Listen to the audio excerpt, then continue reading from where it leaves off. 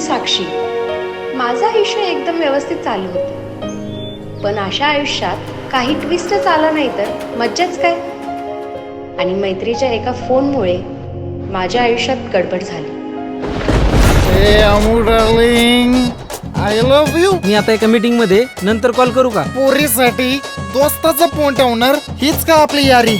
इथं मिनिटाला पोरी बॉयफ्रेंड बदलतात आणि तुझ्या त्या मित्राला फोन करून सांग, तो जर इथं 10 मिनिटात जर आला नाही ना तर मी त्यालाच बदलून टाकेन. बघीचा काय मेसेज आलाय? माझं लग्न ठरलेलं, आजपासून आपला विषय संपला. आता मला 10 रुपयाची चल. थांबल्या. मी पण काही गरीब बापाचं लिकरू नाही. हे घे मोजून.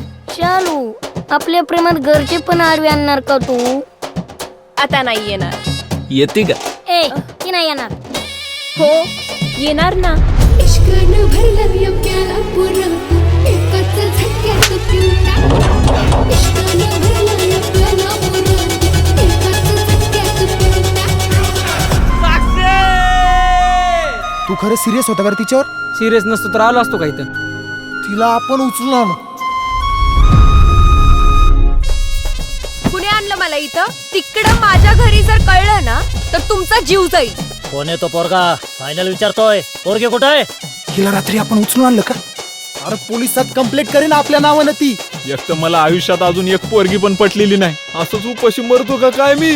आणि आता मला पळून आणलेच ना तर मला लग्न होईपर्यंत सांभाळावंच लागेल. अरे तुला लग्न करायचं होतं तर मला सांगायचं ना. बाकीच्या पुरी नसत्या का बघितल्या आपण? तुमची जोडी ना एक नंबर दिसते. त्याच्या बरोबर लग्न करायला तयार आहेस ना? संजू शेटची पोरगी तो फॉकलँडच घालील. अरे दोस्तीच्या नावाला कलंक आहे तुम्ही, कलंक.